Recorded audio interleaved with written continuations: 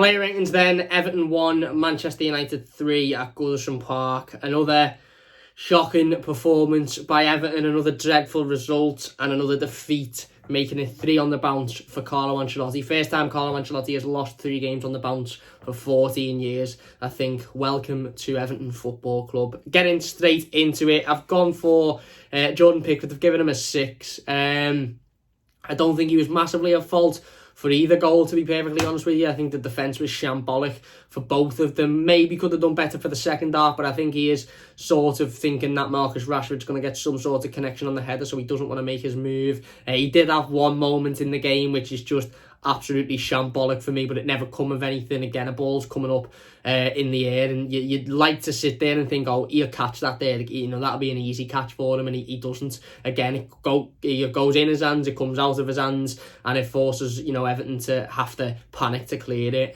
Could have potentially been a penalty on Harry Maguire, not for me, and nothing comes of it, so I haven't really criticised him too much on it. But again, it's another sort of scare that you look at and you think it's come from absolutely nowhere. Luca Dean, I've given him a 6. I thought going forward he was trying to create opportunities. He linked well with Bernard on a couple of occasions as well. You know, was trying to get forward, was trying to throw the ball in the box, but unfortunately he just had nobody there to help him out. There was no creativity. I don't think Bernard done him any massive favours in terms of getting back to defend, to allow Luca Dean to break forward. Defensively, he was part of a defensive line that was awful today, absolutely awful. But again, I don't think any of the any of the goals were particularly his fault. So I've given him a 6. Michael Keane and Mason Holgate, I've given them both a 5. Poor again for me today, both defensively for both goals. Again, watching players just, you know, get in between them. Both defenders are miles away from each other. Instead of getting involved with each other and sort of standing in a close proximity to make sure that if there's any player, any Manchester United player, they cannot get in between the middle of them. They don't. They just stand 2 miles away from each other. And then Bruno Fernandes for the first goal comes in, easy header, and for the second goal, Marcus Rashford floats in. And again, you know, whether he gets a connection on it or not doesn't really matter. But I thought they were both poor today. Michael Keane was bad, and Mason Holgate isn't fit, and that was always going to be the risk of throwing him in. And look, you know, you'd like to have thought and hoped that Mason would have been deemed 100% in terms of fitness and energy to play this game, but he was never ever going to be 100%. He hasn't played the Premier League game this season. He hasn't played a game of football for about 12 weeks, so he was never going to be able to sit in there against the forward line like Manchester United have got and put in a solid performance. It just wasn't going to happen, and he struggled today. So I've given both centre-backs a 5. Seamus Coleman a 6. Again, similarly to Luca Dean, defensively he wasn't great. He got caught a couple of times. He got torn to bits a couple of times, really, if we're being perfectly honest with you, down that left-hand side of Manchester United. But going forward, he was trying to create. He had one chance where he gets in the box and he just can't quite sort his feet out, and ultimately, you know, it ends up being cleared. Couple of good balls into the area as well from the right-hand side, which we should have done an awful lot better with. Certainly the Decore one towards the back end. So I thought he had that attacking threat. He did struggle slightly defensively, but again, similarly to Luca Dean on the left-hand side, he was getting no defensive cover from James Rodriguez, so he was always going to struggle in there. Alan, I've gone for a 6, and I've written 4 scores down for Alan and then crossed them out, but I've settled for a 6. Again, he didn't impress me first half whatsoever. I don't know if it's just me, but he just looked so off the pace, so off the ball. His passing was poor. He was not even second, third, fourth to every ball. He made a couple of silly challenges because he was that late. Okay, you know, the second half he'd come into the game a little bit more, and he started to control the ball. But, you know, other than that, he didn't massively affect the game in any way, shape or form. He didn't do anything that you sort of looked at and you thought, you know, he's had a fantastic game today. Again, he got a yellow card as well. I was sitting there at one point thinking, Alan's, you know, going to be sent off here. He's going to see red. But, you know, luckily enough, he wasn't. But again, I wasn't massively impressed, but I've given him a 6. Abdoulaye Doucouré a 5.5. Quite similarly to Alan, only I have knocked half a point off for that chance at the end. I don't care what anybody says. I said it in my instant match reaction. I'm not willing to sit here and go, oh, that's unlucky. That it's not. The ball is coming into the box to him, and all he has to do is get a connection on it.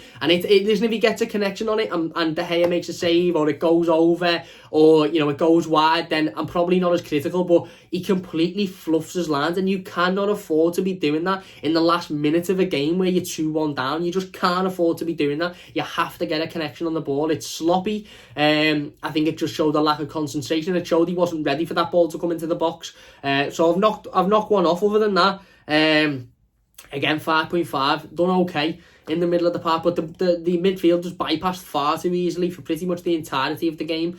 And yes, on the ball, you know, he done okay, and he moved the ball around well, but again, we allowed Manchester United far too much time and far too much space to just break us down and just constantly create opportunities and constantly create a flow of chances as well, which just, you know, for me isn't good enough whatsoever. James Rodriguez, I've gone for a 5 for James Rodriguez. Thought it was his worst game in an Everton shirt, to be honest with you. Look, we have to be critical when when players put in bad performances, and James was poor today. He had a couple of little moments in the first half, nice couple of flicks and tricks, but other than that, didn't track back at all to defend. Didn't have any of that creative spark going forward. Played a couple of nice balls over in terms of to Luka Dean and stuff, but didn't really get any balls into the box, didn't really give Dominic Calvert-Lewin anything to work with, played centre-back for the last 15-20 minutes. He was on the pitch because he was that deep, and I just thought he didn't have a great game today. Signalled to come off, of course, towards the end, so very clearly was playing through an injury which isn't great whatsoever.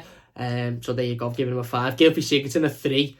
This isn't really Gylfi Sigurdsson's fault, but why is he taking set pieces? Can somebody please explain to me why Gylfi Sigurdsson takes set pieces when James Rodriguez is on the pitch? He has proven time and time again that he cannot take a good set piece, or at least in 99 out of 100, either hit the first man or get cleared. James Rodriguez has shown since he's been at Everton Football Club that near enough every set piece he puts into the box, be it a free kick or a corner, it's creating an opportunity. Why he's taking set pieces, I don't know, but that's not too much on Gylfi Sigurdsson. Again, another passenger performance by Gylfi today, another one of those performances where you look and you think, what have you done? You've done nothing on the ball. Again, same with Andre Gomez, same with Sigurdsson, we say it every week, on the ball, nice footballer, quick feet, but off the ball, he may as well be sat in the stands, he may as well be getting tomato sauce and mustard on his hot dog because he's useless off the ball. And again, he was atrocious today. So I've given him a 3. Calvert-Lewin 6.5. Again, 99% of that rating is for effort.